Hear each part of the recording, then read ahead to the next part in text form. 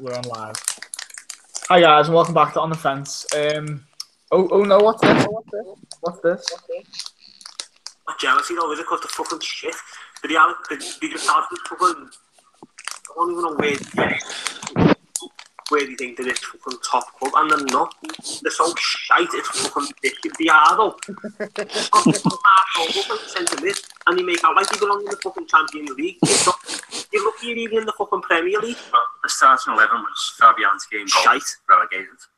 Zabaleta, Shite. Balbuena, Shite. Ogbonna, Shite. Masuaku, Shite.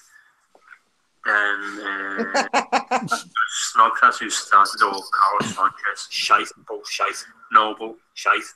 Wilshere, Shite. Anderson, Shite. Arnautovic, Shite. He's alright, yeah. and the subs were Yarmolenko, Perez, and Shite. Carlos Sanchez. And then finally, This game. Yeah, you should, mate. I don't really want to say too much on this game, and I'll save that till next week. unfortunately, Jay's not here to talk about it. But Joe, how do you feel about the game that's just happened? West Ham come to Goodison Park and beat Everton by 3-1. What's your immediate reaction? You told me that we weren't talking about this game first. I didn't say that. You asked if we were talking about Liverpool. I didn't specify what we were talking about first. It was just a very, very bad day at the office. Tied in with frustration from the Huddersfield game and Bournemouth game. But it's one of them days where I suppose a new manager has got to have. Really, if you go back to, as we were just mentioning, Jay's just mentioned me in a comment on Facebook. It seems as though that you can look at it in a positive and say that Marco Silva has learned a lot about his squad. Good way to look at it.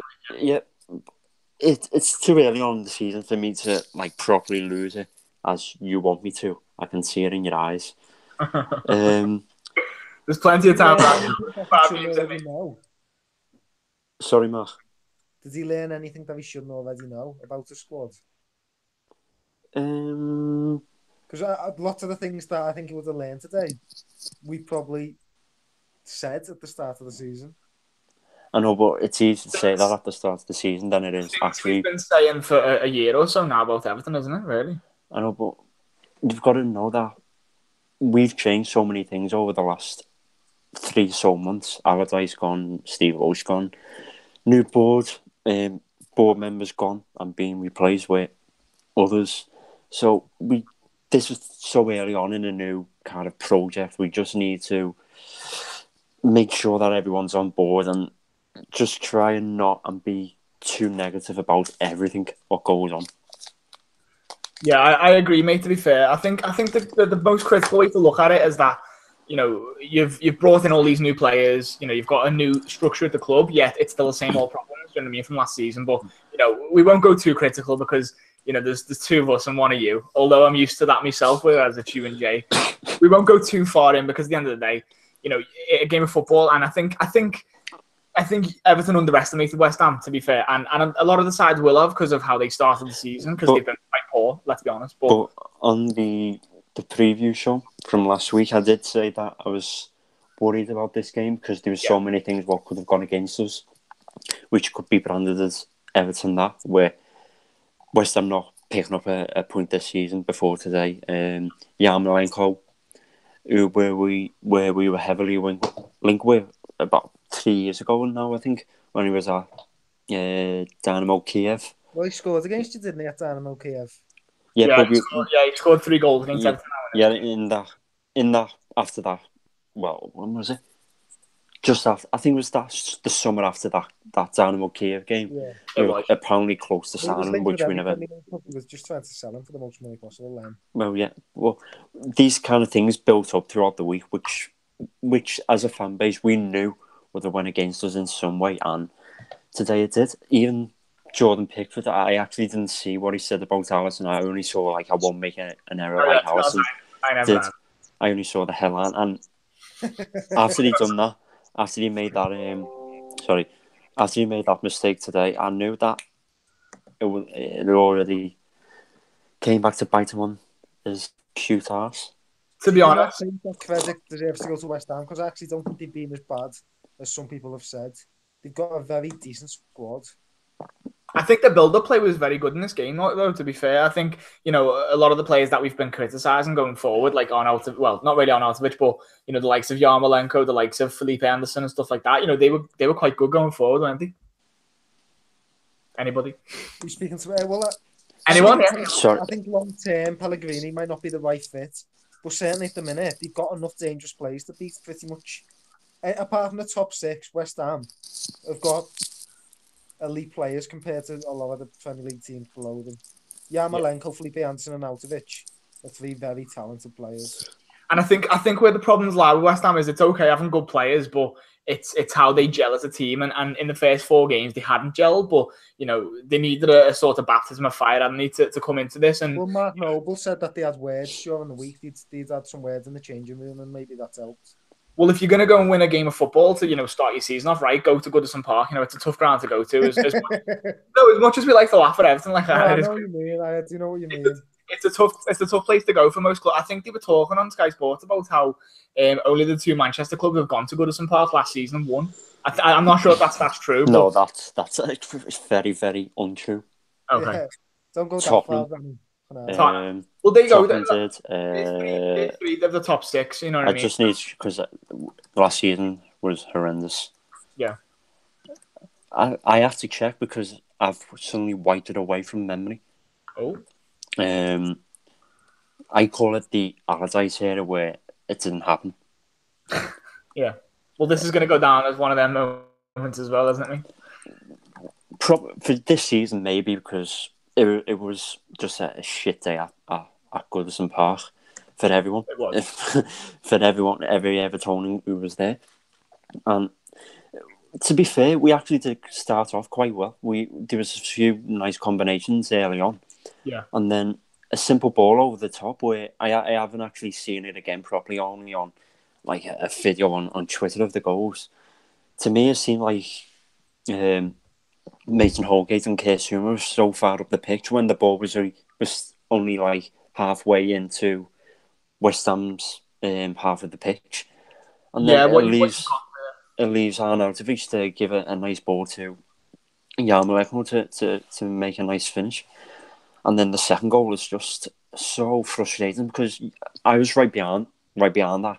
The pass from Pickford, and you could tell that it was never on. It was never on. If you're going to play a 30-yard ball on the floor from the goalkeeper, it's never going to be on. Lucas Digne weren't switched on for it. No, the ball he tried to play, he probably should have played it in the air because he would have found Digne. Yeah, that's what I mean. If you're playing it on the floor, it's never going to work. And for the first goal as well, Digne is one of the highest players of the pitch. Could I ask Joe a question? I haven't watched all of Everton games, like 90 minutes through. I said before the season, Digne is a very similar player to Alberto Moreno. Do you know what? I see that. I'd like to know if Joe thinks that's correct.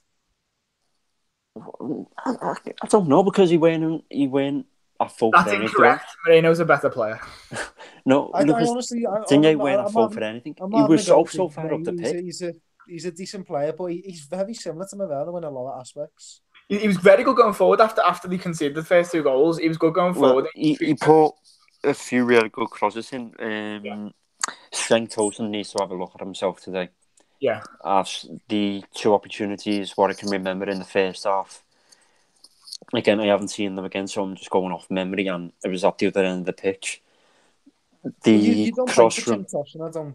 I don't think this team is suited for him. He was a Sam Allardyce. I know, but he had chances today to score. I agree with that. It's also his fault. For me, that is quite worrying because we're going to go into the 6th game of the season against Arsenal where he hasn't scored. And today was the first time this season he's had chances where he's got to score. The first one from a Digne cross, a header, and he put it, I think, right in the middle of the goal, which allows Fabianski to make a decent save. And the one, I can't remember how it came about, but he's picked up the ball and he drove at goal. And he seems to hesitate shooting, and I can't comment on how it looked, but it looked like to me he scuffed it, and it's allowed Fabianski to get down and push it away from goal. And in that first half, we were probably the team he was most likely going to get the next goal when it was at 1-0. But our good friend Jay Wilson thinks Cenk Tosun's going to score more than Salah. Just remember that. I remember the conversation we did have when we were together, and we were talking about West Ham and Everton, and Jay seemed disgusted the fact that I was comparing West Ham's players to Everton. People like Fabianski getting compared to Pickford. I don't think there's a massive quality difference. There's not a massive quality difference there. Well, one thing I do note, I will take note of. I think we were all guilty of this at the start of the season. Me and Joe and Jay in this instance, we were all guilty of maybe judging teams very early on over their first games of the season. You know, we judged Fulham quite early on. You know, that still remains to be seen as well. Huddersfield and stuff like that. You know, these clubs, of course, they're probably going to have bad starts because the teams have to play in at the start. But you know, we'll know maybe 10 games in, 15 games in, more about what the sides are about. Do you know what I mean? I understand, like, West Ham have had a really bad start, but, you know, any team can have a bad start. You know, we've had bad starts in the past. You know, we've had really good starts in the past, and it's turned out to be nothing. So I don't think you can judge too much off the first couple of games of the season. So I think for about 5-6 more games of the season, you'll start to see sides and how they're developing. There's no team who's played to their full potential so far. No, exactly. That's what. Even City played very well the other day. City was probably at their best there. But even Liverpool, I think we've been quite poor. Yeah, exactly. And that's the thing, because at the start of the season, it's not really about the performance, is it? So it's about getting the results. So that's the most disappointing thing for these clubs. Isn't about the performances. It's about the results. You know, West Ham, it's fine playing shit. Fine, you know what I mean? It's first games of the season, but it's not picking up the points. That's what West Ham haven't done until now. But, you know, the title of the video is West Ham finally win a football match, because that's their first win of the season, pretty guaranteed. And then the other title, the other part of the title is Hazard. Eden Hazard sends Chelsea top of the league on goal difference. 1 goal scored more than Liverpool. In the preview last week, Joe, me, you, and Jay were talking really badly about Eden Hazard. Talking about how he's not the best player in the Premier League, despite what people think. And he's not as good as people make out. And then he goes and scores a hat trick. So, you know, do you not think the problem with Hazard? He's not having that first goal, by the way. It's a flex and goes in the other corner. Yeah, but I think he's very inconsistent. I think people know he's very good, and that's why people obviously rate him so highly. It's just he doesn't consistently always show that, I don't think. Well, but it's games like this that make people think, oh my God, Hazard's world class, and then the next game, do you know what I mean? And I can understand exactly where they're coming from, you know, because we've had players like, look, Philip Kidd. Well, actually, that's a very good comparison, Philip Coutinho. Yeah. It is a good comparison. If you're a Chelsea fan, don't come out after Cardiff at home and start telling us Hazard's the best player in the league. Exactly. Arsenal away or Liverpool away. Perfect little soundbite there. If you Chelsea fans, don't start coming out telling us Hazard's the best in the Premier League. And to be fair, at the start of the game, Cardiff actually were quite shocking against Chelsea. I thought he was decent, yes. Yeah. Sol Bamba gets the first goal of the game to make it 1-0 to Cardiff. And then, of course, Chelsea's quality shows off in the end. Is Sol Bamba better than Van Dijk, though? That's the question. Well, he's got a better touch in the box. Like, I think, he scored more goals than Van Dijk as well so far. So fucking hell, he must be there for £100 million according to the Neil. There's another Everton face as well. Van Dijk scoring his first and only goal at this moment against Everton. Well, I'm surprised he hasn't scored more. He's such a threat. Yeah, I think. Yeah, I know what you mean. I think when you're playing, when you're playing against sides who are good on set pieces as well, I think you know it depends though, because some sides play zone. I mean, you don't even know what sides play. Most clubs, their main player to defend against is Van Dijk, but he seems to get a lot of free headers that he puts wide. I think he's better defensively headering. Really, I don't really. Well, that's the point. He's a bit like Skrtel.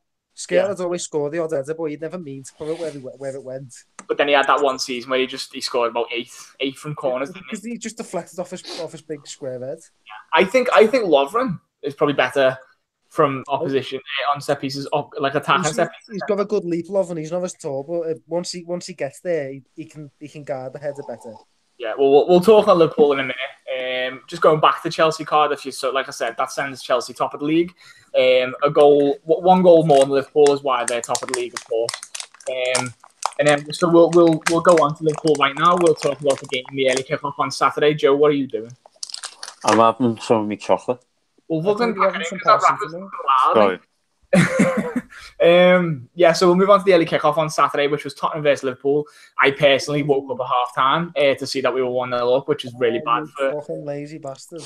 I know. I went Wait. I woke up at like 6:10 in the morning. Mark, basically... can just hold you there, Danny. Yeah, I don't think Mark has told you why he didn't turn up for football last Wednesday. Oh, no, he didn't actually. Yeah, that's a good break. So just a bit of context to people watching. We play five-a-side on a Wednesday at Power League, and then we play on a Friday with like a bunch of old fellas who can't play football, but we still look shit in front of them. So on Wednesday, we had a game. What time was it, Joe? 6:30. 6:30, okay. Unusual, to be fair. It's usually a bit later than that. No, Sure. yeah. In the build-up, Mark, The the person in yellow there on this chat. Someone, why is your picture, Mark? Yellow? Why is your picture, Mark, got hair? Because you took So much Hang hair. on. Let's stop. I've got hair now, Joe. Go back. So Mark messages one of our mates and says, "Are you going to be there at such and such a time?" And he's like, "Yeah." He's usually in work till 5 or 6. Okay, so to clarify, you were aware that you were meant to be there before 6:30, okay? Yes. So then it gets to Wednesday, our mates, like whoever comes to play for us to make the fourth player comes, and his mate comes with him, and only that his mate came with him, that we were able to play the game because you didn't turn up, Mark. So, as Joe rightly said, what was the excuse? So I had work. I was at work at 6 a.m. that morning. I was up about 4:30. I got home.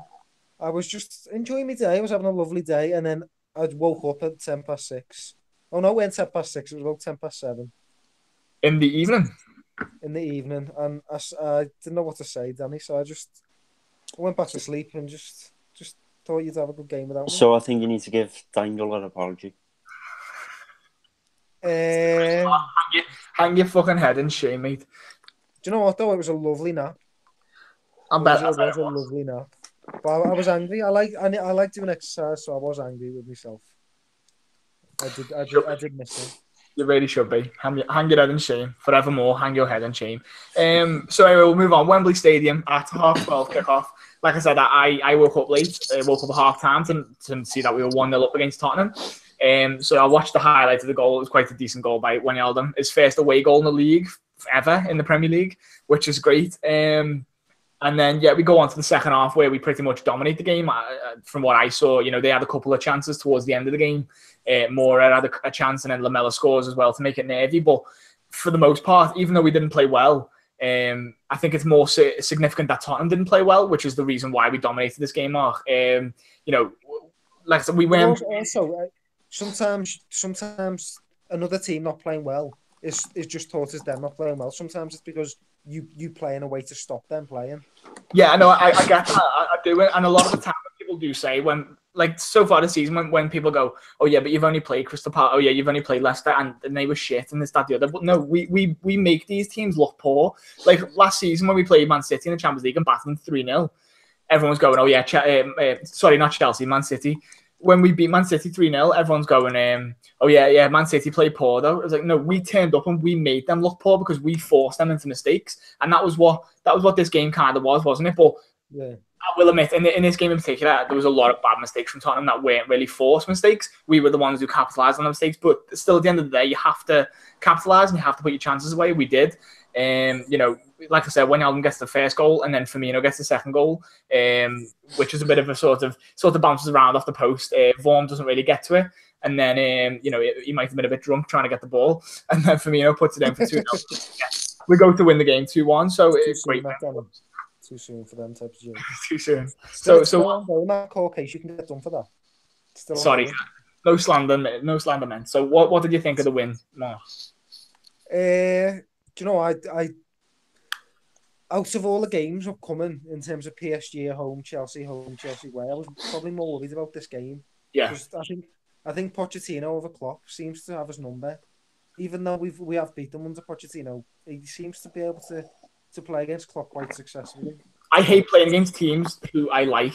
Do you know what I mean? Like, who I don't really hate as much. So I love playing against like your Chelseas and Uniteds and stuff like that, and your Evertons and say whatever, because you've got that feeling and there's like a little bit of bite in there and a little bit of needle. But in this game, like I don't hate Tottenham as much. You know what I mean? I don't really hate them at all. So going into this game, you think, or like them, and maybe you're giving them a bit too much respect because Tottenham are a great side, but in this game, you know, we managed to just get over that, and like you mentioned, they looked a bit confused, sort of, in terms of obviously Winks, that's his first appearance, but before the game, they were 10 minutes before the game kicked off. I know you wouldn't have seen him, you were asleep, but it was almost like Graham Souness was watching them train, and Klopp stands at the halfway line and watches the other team train. And they were training before the match with a three-man defence with Dyer in defence. And it was almost like a double bluff. It was almost like, look, we're going to start with a three. And then he started with Dyer sort of to the right of midfield. And he just didn't get back. Every time Trippier and Danny Rose pushed forward, both of them went. And they just left two centre-backs against three players in Liverpool. Yeah, I was really surprised at how many times, you know, we just had like a 2-on-3 or something like that, like a counter attack. It could have been 7 or 8 because Mane, Salah, and Firmino were just standing there ready for the ball to get. As soon as we won the ball back in the field, which is what we do under Klopp, they were away. It was 3 against 2 every time. And I think, Joe, to be honest, I think this game as well symbolised how Liverpool haven't really started that well, and the front three in particular. You know, we've scored a few goals here and there and stuff, and I think our biggest strength this season so far has been our defence, because our front three aren't really clicking at the minute, are they? Sorry, I've just lost you. It cut out. I said it's quite symptomatic of the start of the season that Liverpool have had, because our front three aren't really clicking. Our biggest strength has been our defence, hasn't it? Yeah, is that 3 clean sheets in 5 games? Which? Is that 3 clean sheets in 5 games? Well, you've picked up now. Yeah, 3 clean sheets. Should have been 5 out of 5, to be honest. Yeah. Well, I saw the second half of this game, and the amount of times picking up, I thought Michel Form was absolutely diabolical for Tottenham in goal. He made some excellent saves, but you know he's weak in crosses. Played for him perfectly. They looked excellent because he made a mistake earlier on. That's the way I look at it. That game should have never went to use hanging on for the last 2 or so minutes. I knew it happened. Yeah, that's what you couldn't. You would know. Yeah. Yeah, I had me cousin, who's a dirty red, watching it in ours, and at the time he was worrying with like 15 minutes to go, but at the time yous were just outnumbering Tottenham in the midfield and just basing on them all the time. I would shit myself. Yeah, because it's always that worry as well, and especially the way we got done last season at Wembley 4-1. You've always got that thing in the back of your mind. Even as good as we, like in 10 years' time, you know, we could have won about 7 Premier League titles, whatever. You know, the best team ever, but there's always going to be that thing in the back of your mind of, remember when we were shit and we used to just get beaten by shit sides, and we'd go to the last 5 minutes of the game and concede 2 goals, and then we drew a game or something like that. You know what I mean? Like, even when we blew Man City away last year in the league, they scored 2 goals dead late on to make it really nervy, and that shouldn't have happened, because he is. By the way, do you know when he brings Joel Matip on? Yeah. And he's done that substitution, I think, maybe 3 times this season. Maybe I think every game. I think he's done every game. Yeah, I think he has, actually. I think you're right. And Joel Matip 6'4", 6'5", Van Dijk 6'4". We seem to get weaker in the air when Joel Matip comes on, and I don't know why. I know, it's mad, isn't it? That's why he does it, because he knows last 5 minutes teams just going to play long balls. Yeah. But I don't think Matip's great in the air, though.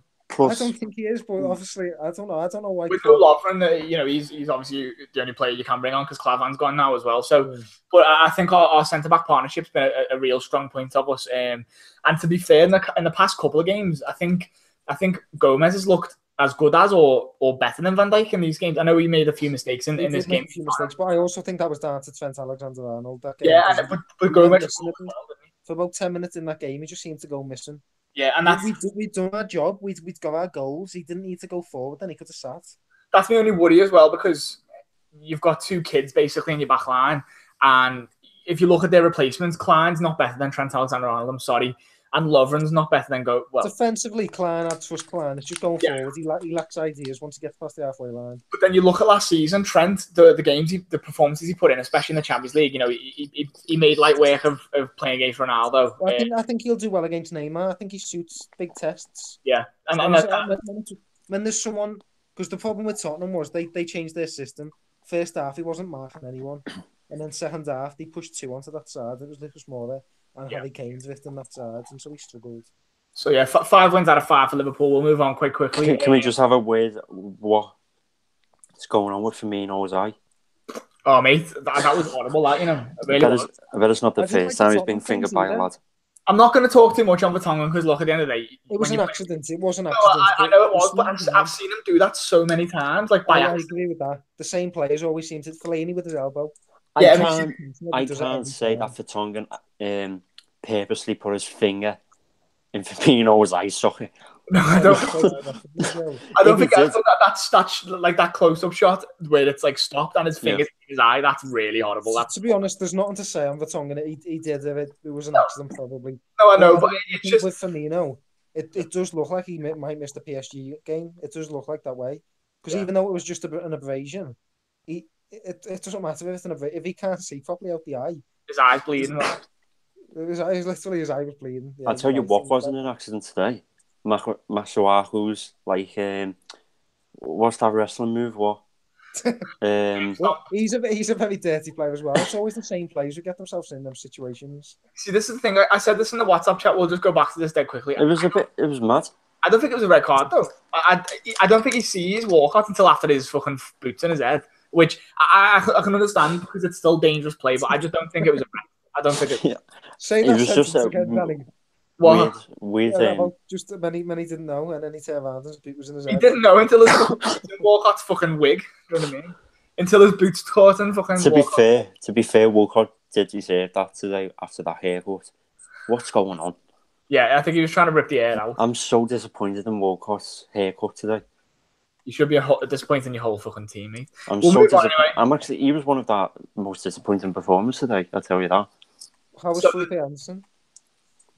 He was good. He was all right. He was breaking when we were committing men forward, but Do you think over the whole nothing. season, my bet will come through, Joe? Probably.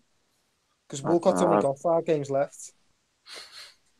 How many goals has he got? 3 or 4? I reckon he needs to score about 10 in the next 5 games to only have a got- chance of winning that bet. He's got 2.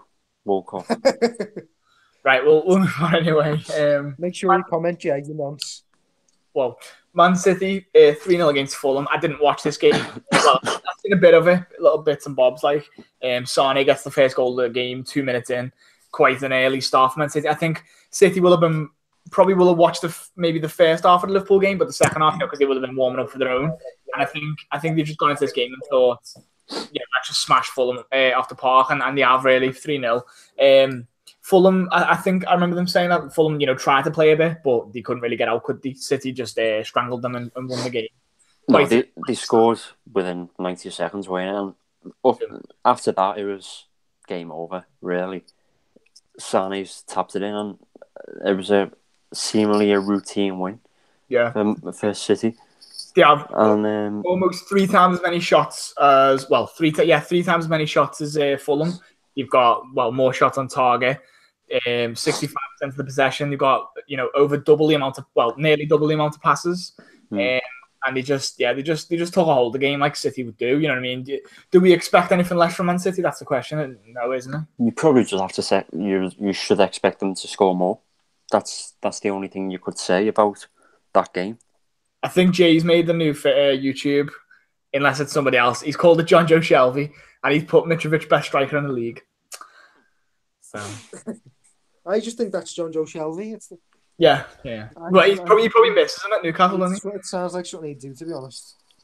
But yeah, City taking a stranglehold now of their games. They've put themselves third into the league. The top 3 shaped itself up now. Roughly what it's going to be, maybe towards the latter ends, but then you've got a bit of a gulf then because Watford and Bournemouth have put themselves up there as well. So it's quite interesting. It's crazy how quiet people have spoke about City this season.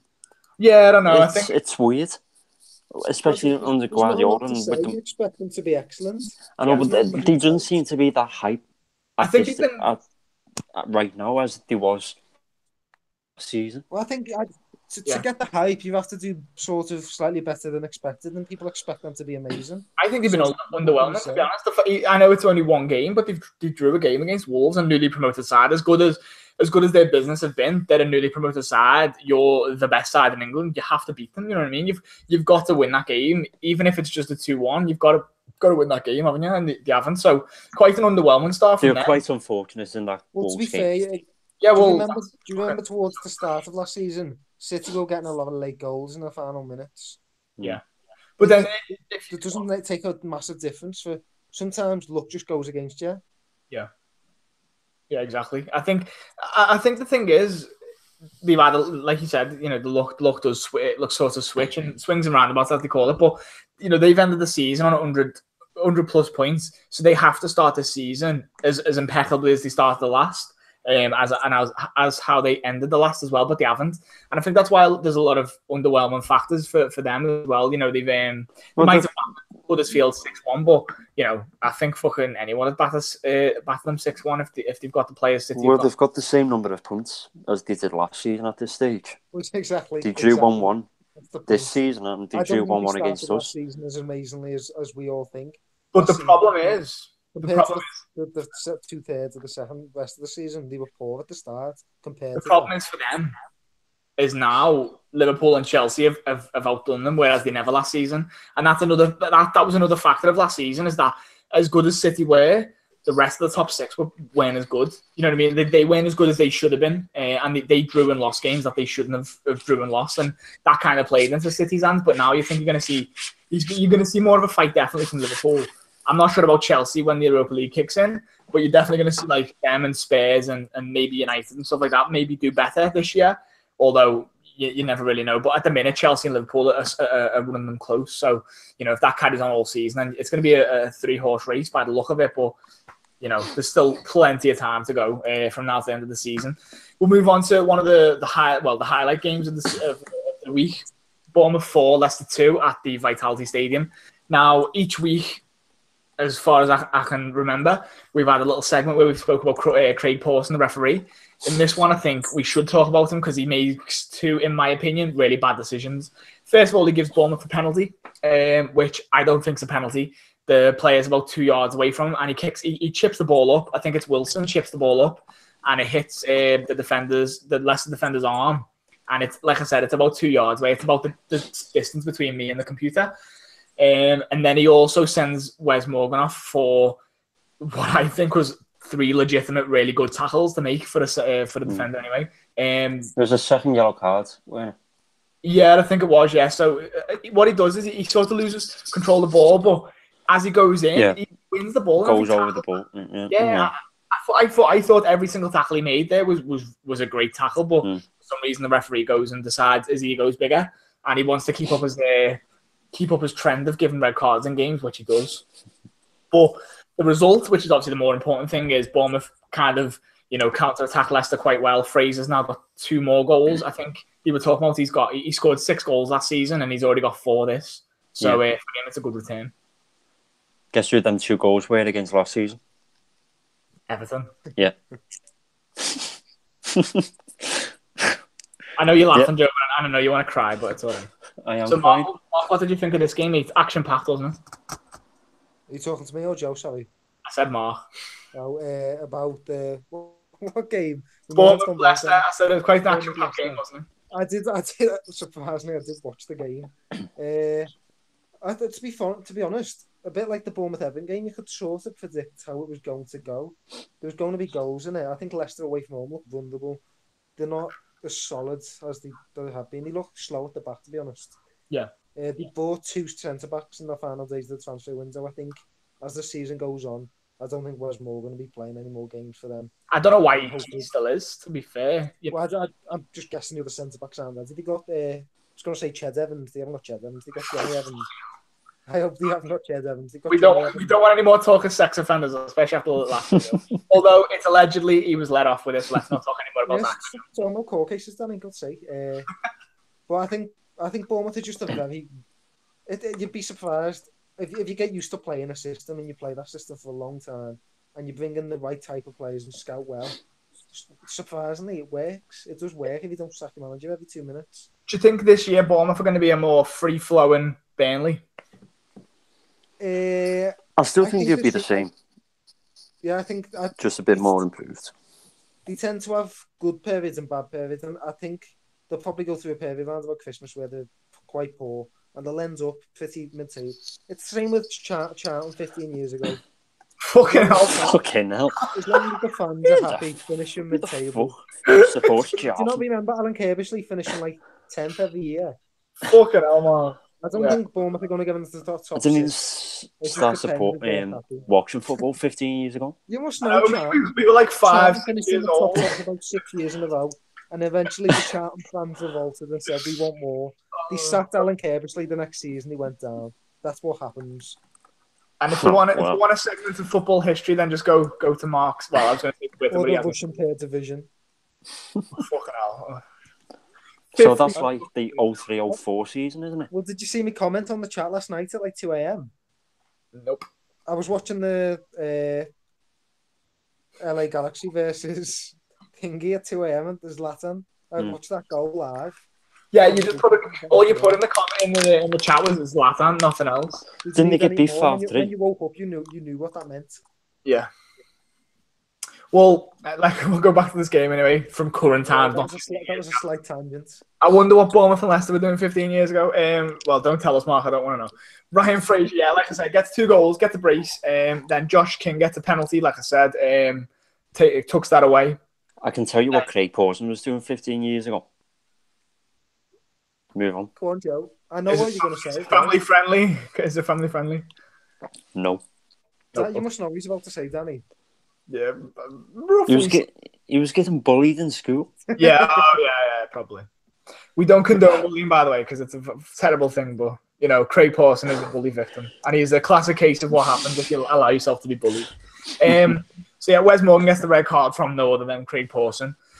Adam Smith puts what you think is the final nail in the coffin for Leicester, and then Madison gets a pen. Puts a pen away anyway. I don't know where the pen came from. You probably know, Mark. And then Albrighton probably from the penalty spot, Danny. Usually, yeah, about 12 yards out. Isn't that little roundway thing? And then Albrighton makes the scoreline look a bit more respectable a minute later. But the game was already over, really, wasn't it? Bournemouth win 4-2. Do you want some inside information, Danny? Go on, because you watched the game. Leicester's manager, Claude Puel, was very close to being sacked after the third game of the season. When? So there was talks at the club that basically they wanted to change after the third game of the season, just before we played them. I don't know why Claude Puel gets so much hate. Oh no, I like him, but my point was, I think if the next couple of games don't go his way, I think he'll be gone, and I think that's the wrong decision. Who do you reckon could replace him? Brendan Rodgers. I was thinking that. That's it. Well, I was only thinking. They wanted them last year. The reason they're probably interested in sacking Puel, they might have someone on their shortlist that they want. That Claudio Ranieri's good, isn't he? Yeah, he's all right. Well, speaking of which, Craig Shakespeare's put himself back out there being on Sky Sports so many times. What about David Unsworth or Alan Kirbishley? It's the only Everton manager to have a 100% record. Craig what about David Moyes? See, this thing over David Moyes where to be over the last few years. Hear what David Moyes said today? Has anyone seen it? No. He said when he left Everton for United, he was one striker away from winning the league at Everton. That's what he said on Sky today. He said he was a striker away for competing for the Premier League. With Everton? It was that's probably a bit too far. No, I knew what he meant. Don't say that. So is half the shit when he was at Everton, like the People's Club and all shit like that. Like, half of what the Everton managers chat fucking shit anyway, and the fans too. Fuck you all. And the reporter asked him, did he leave too soon? And he replied, I was there for 11 and a half years. The post should ask him what he was doing 15 years ago as well. He just left Preston, didn't he? Yeah. Oh, yeah, they had, hadn't he? Yeah, so anyway, we'll move on to Newcastle versus Arsenal. I was hoping for Newcastle to maybe do a bit better in this game. But Arsenal are starting to grind results out now under Emery. Interesting to know who they play next, Arsenal. Oh, yeah, some small, shitty club from Merseyside. No, it's not Liverpool. Hey. Hey. Yeah, so Granit Xhaka pops a free kick in the top corner before Mesut Ozil makes it 2-0. And then Kieran Clark makes it 2-1 in the final embers of the game. Are you reading this, Danny? What, mate? Are you reading this from the computer screen? Can you tell? No, so Newcastle, another disappointing result. They've had well, like we talked about in the preview. Me, Joe, and Jay. We spoke about the fact that they had a bad start and they played. They've also had a tough start. To be fair, What? they've had a tough start. How many games would you expect them to win? Give me a second. Who did they play? I know they played Chelsea. They played Tottenham, Arsenal, and Chelsea in the first 5.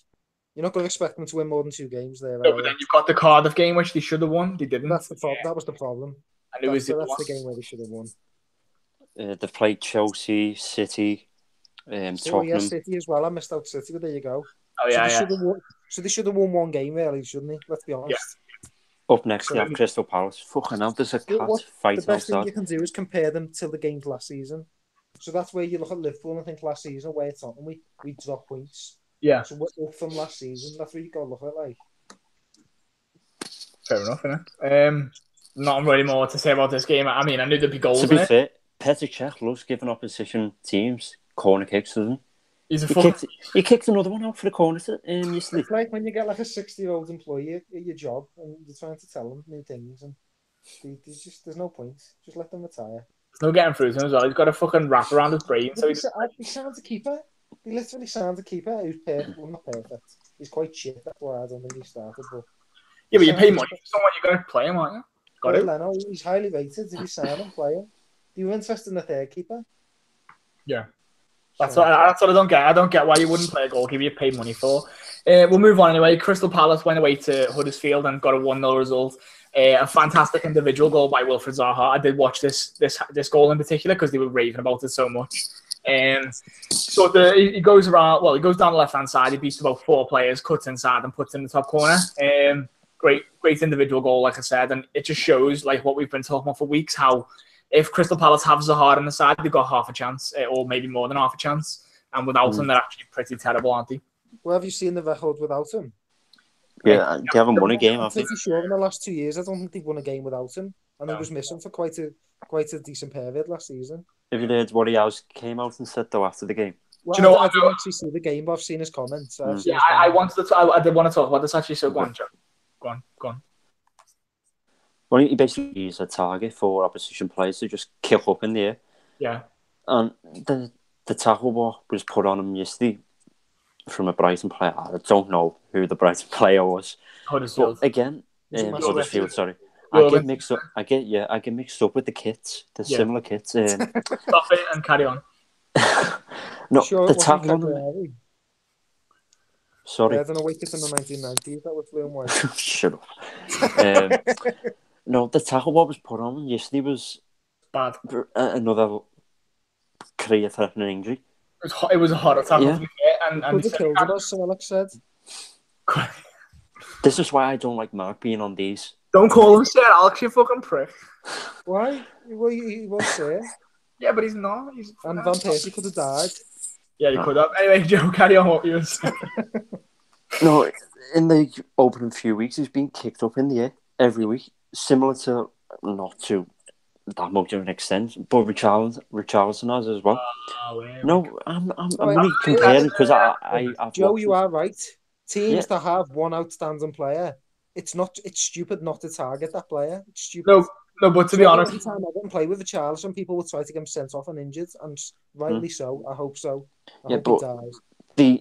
In the game against.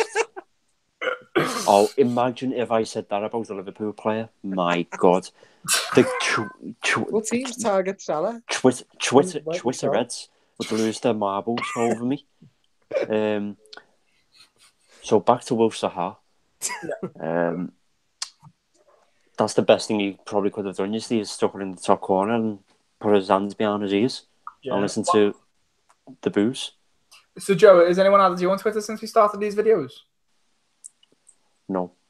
I've noticed that you haven't put a link to any of my social medias, Danny. You fucking got me. You haven't got a phone. You haven't had me on Snapchat. I'll add you on. I'll put your Snapchat link down below, or your Facebook, or your whatever when you buy a phone. Okay, I'm more reliable. Is that a deal? Yeah, maybe we'll see. It's not because you're not going to do it anyway. Go back to your point, Joe, about Zaha and his comments after the game. I completely 100% agree with him, and I completely understand his frustration because Back in the day, I used to be quite good at footy, and no, well, the thing is, I used to I've played defense and stuff like that. That's where I really primarily play and stuff. And you know, when you're up against a good player, sometimes if he's getting better, yeah, you do kick him. You know what I mean? You do, but the extent to which players are what. Thanks for kicking me on Friday, Granny. It's fine, mate. Fuck you right there. I was going to say I megged you, but I never. Joe megged me. Forget about it. But no, you do kick them, or you leave a little bit of something on them. But the extent that defenders are doing it to Zaha is it's quite extensive. And then when Zaha overreacts because maybe the wrong punishment's given to these players, like maybe you should have got a red card for it instead of a yellow. And because the ref hasn't stopped that situation from escalating, then Zaha's going to get a booking, and then stuff will carry on later on in the game as well. You know what I mean? So I think maybe this is an argument for something like VAR to come into place, because maybe with VAR... Did you know what? VAR was in place this weekend for the 3 p.m. kickoffs. And this is one of them as well, not even... Well, it wasn't in place. It was used. Trial, so basically, they were doing it without it being used. They were doing it behind the scenes. It's just piss poor, to be honest, because they can't be going into a season thinking about trial and VAR. They've got to start the season off and say, look, the club voted, so they couldn't introduce it because the club said no, didn't they? The club said no. But why are clubs saying no? Like, there's other things that clubs disagree with. There's like different rule changes that come into play that the clubs don't have a power in. There's also certain type of clubs that said no on purpose. Clubs like Burnley didn't vote. Yeah. Burnley refused to vote for obvious reasons. If Stoke and West Brom were in the Premier League, they'd have fucking done it. So exactly. The reason the Premier League is trying it is because they obviously want to introduce next season. So it's good to test it. It is good to test it. You can't just here's the thing about clubs being able to vote on it. This isn't the fucking F1. You don't vote on rule changes. Rule changes have always come into play for years and years without the club say so. No, that's the rule.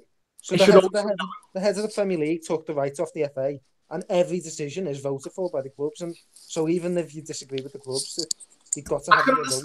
I can understand why it's good to have the clubs rule on it, but something like this where it will... Imagine something like in Spain where they had a game in America because the clubs didn't vote on it. They just decided. If that ever happens in the Premier League, it's gonna. Well, I'll tell you what, who'd stop in the Premier League? Clubs like Burnley and West Brom, it'd stop that from happening. Bring them back. Bring them. If they wanted the 39th game in America, the clubs... West Ham would love that, wouldn't he? just going back on to Zaha.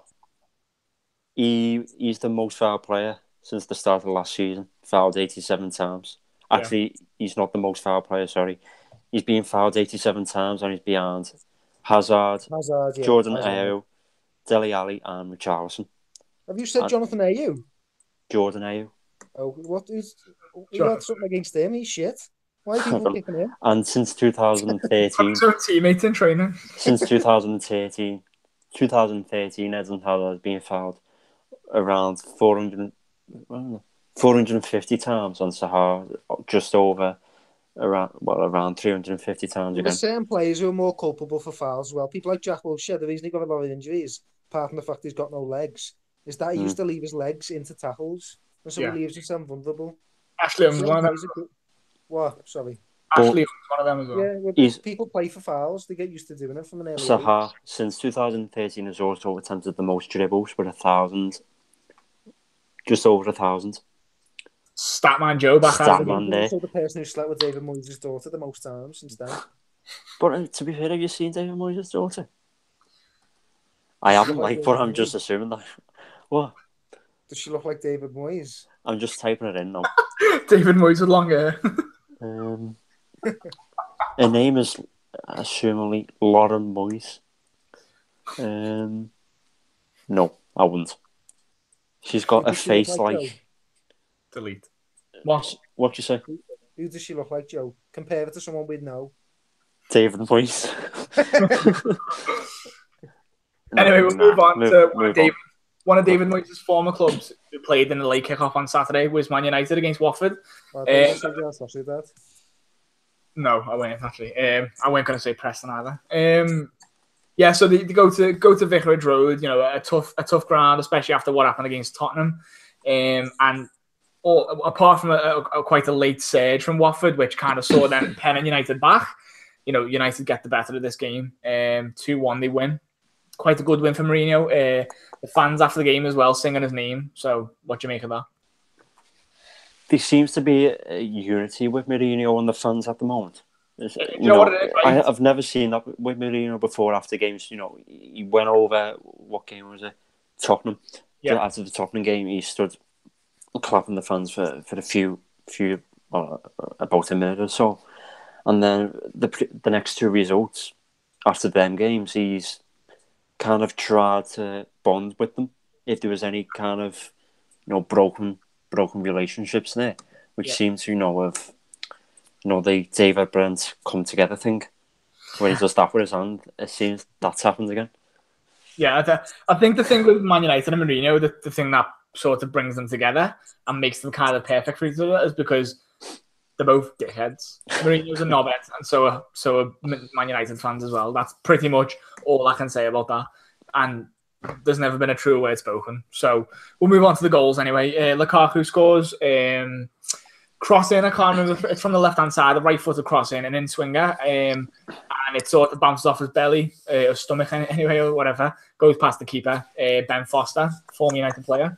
Then 3 minutes later from a corner, Chris Smalling gets quite a good goal because it comes into the far post. It's headed in by Fellaini, and Chris Smalling chests it and then volleys into the corner. But one thing I will say is his hair looks atrocious. When you said, Danny, Chris Smalling's going through the Ashley Williams stage, I actually thought you meant in form. But I thought you meant when the thing is, I was kind of hoping that it brought that on, but then he went and scored. Yeah. So but at the time, I thought you meant just form because I didn't see the fizz. Well, whenever you said it, I wasn't watching the match at the time. But when I saw his hair, I was disgusted. Plus, how do these players grow this sort of hair? No way. It's culture, Joe. It's culture. Let's move on because we don't want to go down any racist doors. We don't want to open any racist doors. I didn't mention anything about colour. Yeah, let's stop talking about hair because I haven't got fucking hair, please. Me and Mark haven't got any hair, mate. Pack it in. So yeah, Andre Gray makes the scoreline a bit more respectable for Watford and kind of brings on a bit of looking for the word, I can't find it. Kind of brings on a resurgence from Watford. Gets a good goal. Comeback. Yeah, he starts to fight back, and then De Gea is forced into a fantastic save in the last minute from a header. I'm not sure who it's from, but it just shows once again why David De Gea is so valuable to Man United because he keeps them in it. He saves the game from being 2-2 to being 2-1, doesn't he? Yeah. Mark, since you're Spanish, you can talk about David De Gea. What you want me to say? To be honest, he's very good, but I also don't think he's. I don't know how to phrase this. I don't think he is as good as some people think. He does have his flaws. He doesn't come off his area out of a 6-yard area for crosses. He refuses to. It makes him look decent because obviously he doesn't put himself in a situation to actually. Is it one of them where when you sort of if you just I don't know, say something's going on, say there's a fight, and you say he's the best shot stopper in the world. Yeah, say there's a fight going on in front of you. Shot stopping, he lacks a lot of things. Say there's a fight going on in front of you. Two people are fighting, right? And you're sitting, us three are all sitting down, right?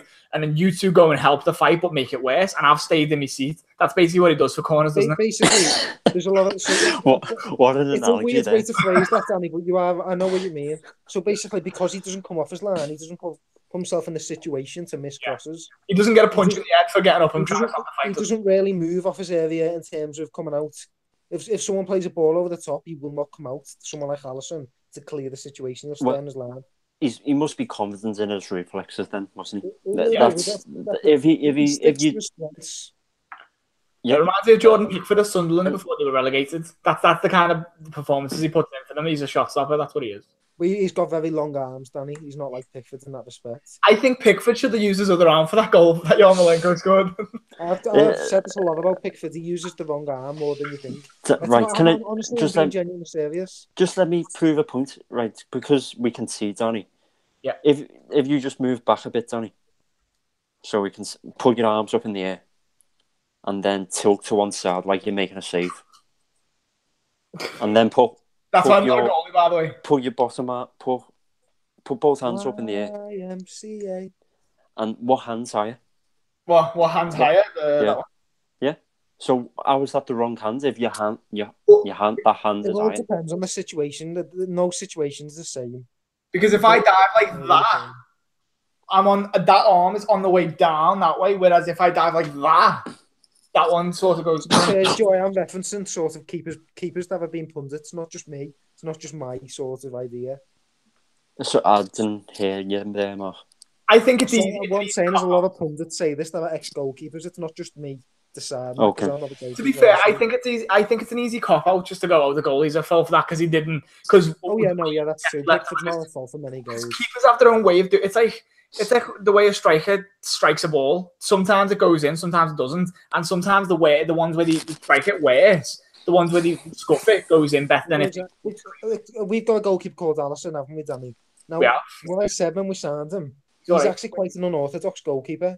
Yeah, he honestly, in terms of shot stopping, he doesn't get his body behind particularly a lot of shots the way you should do. But he also doesn't play football the way you should do as well. Trying to Cruyff it in your fucking box. But look, keepers are knobheads. He'll do that again this season, and he'll do it successfully. It's just the way he is. I know, and to be honest, I don't mind it because if he was a bad goalie, we would have conceded more than just 2 goals. Well, I did like on the weekends when it first came to him, and Gary Neville and Martin Tyler just stayed quiet for a second, and he just absolutely booted us 70 yards up the field. And I just thought, at least he's learned, because apparently the reason Karius left when he did, and we signed Alisson, is because of his reaction to the Champions League, not actually the mistake. Yeah, no, I know. That's he came back into training quite cocky, apparently. And obviously he was still posting stuff on Instagram the way he does. And didn't he put the Baywatch team's video on Instagram when he's running up hills in Hollywood or somewhere? Sometimes the reaction to a mistake's more important than the actual mistake. Yeah, it is because look, people do make mistakes, but like you said, it is the reaction that's more important. And especially goalkeepers. Goalkeepers will make mistakes. Yeah, just going back to the Alisson thing as well. There was a moment in the game against Tottenham when the ball goes back to him and we're sort of playing around the back, and then he's getting pressed by Harry Kane, and you think, fucking hell, there's no pass on it. You just twat it out, and he chips it across to Robertson, and you think, fucking hell, there you go. Even though he's made such a bad mistake, his confidence. Oh yeah, he won't stop that. I mean, that's part of the game. That's what I want to see, though. I want to see him stay confident in his own ability because he's got that ability. It's like I said, when a striker doesn't score a goal, you don't say, no, do it differently now. You can't shoot that way. Do you know what I mean? It's just the way it is, isn't it?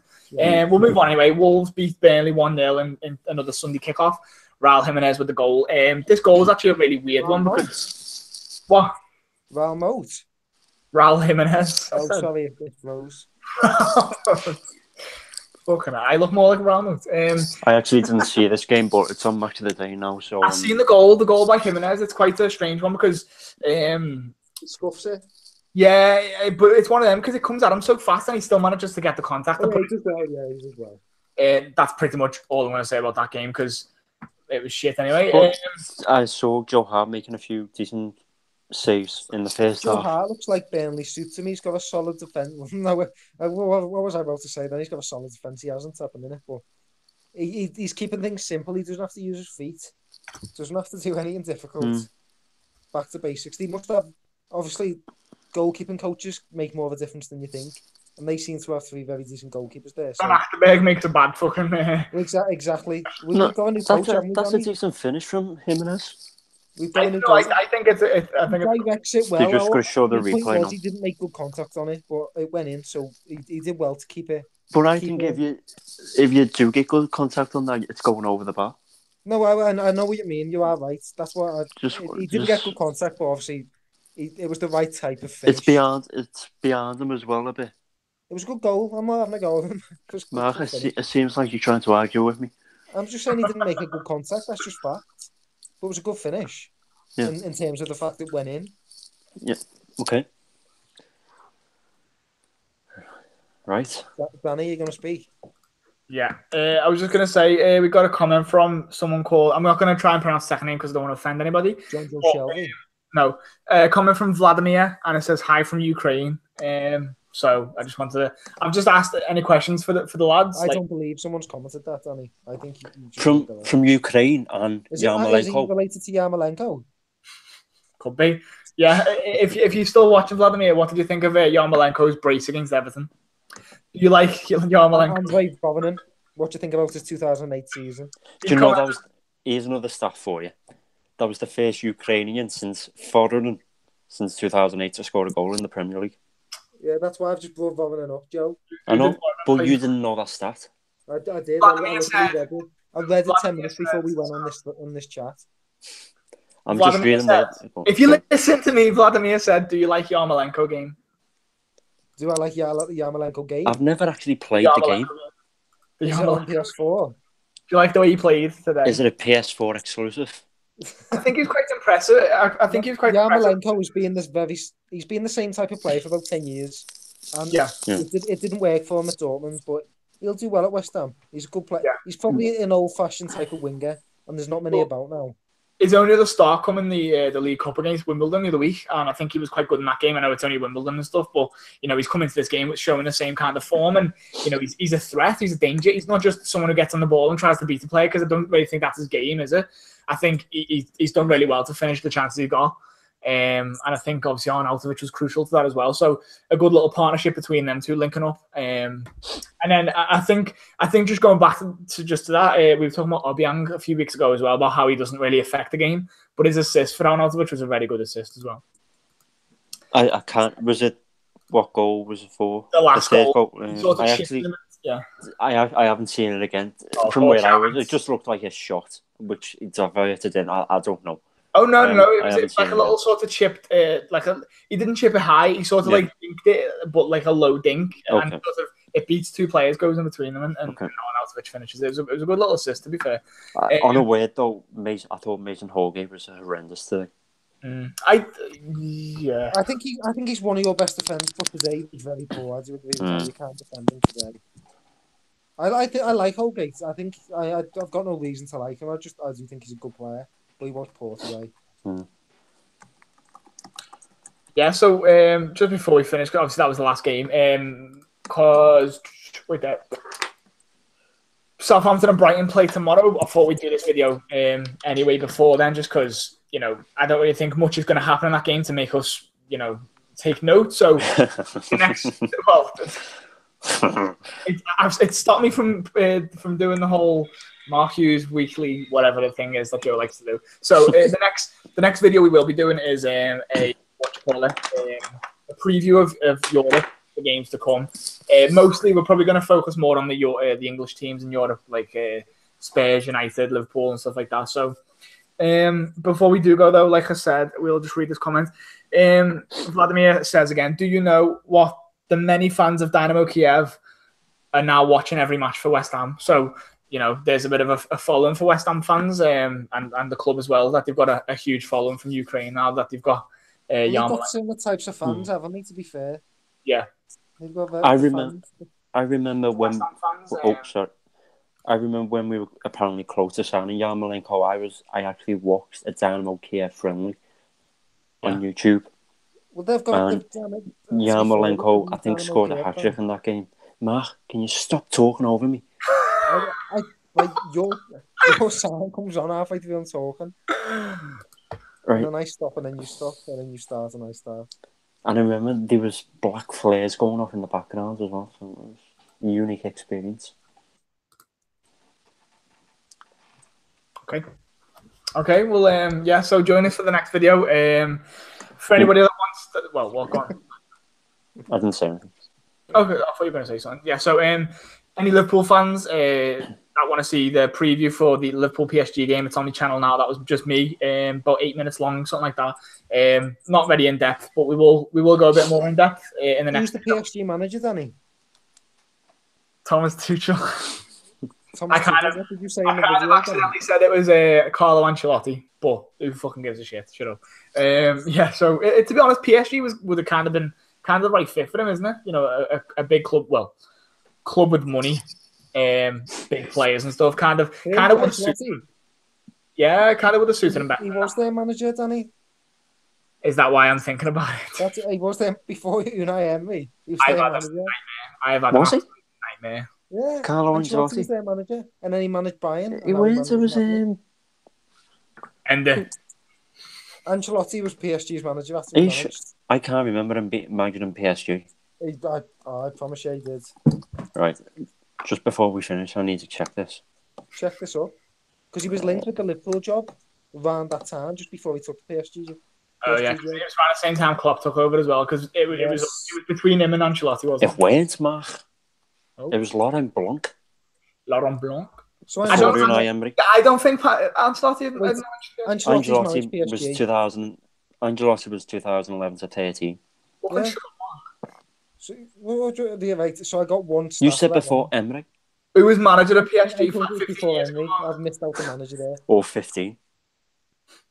Right. I've missed out Laurent Blanc. It's not a big massive mistake. Well, he was there for. You two didn't 3 even think he years. managed PSG. I didn't think he managed PSG before Emery. I didn't say he shut didn't. I just said I can't remember. Shut the fuck up. And Right. I think we should finish on a song. It's this time. before we finish on the song, I just want to say that our next video we'll be doing a preview for Europe, like I said, focusing more on the English teams. But yeah, that's been our Premier League review for this week.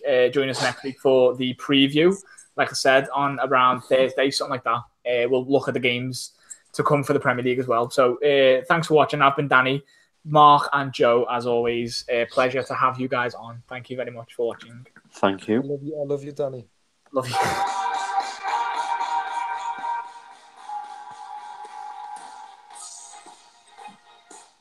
Yes. Yes. I expected something better, Joe, I'll be honest. Shut your face. Okay. End it. End it. Thanks for watching.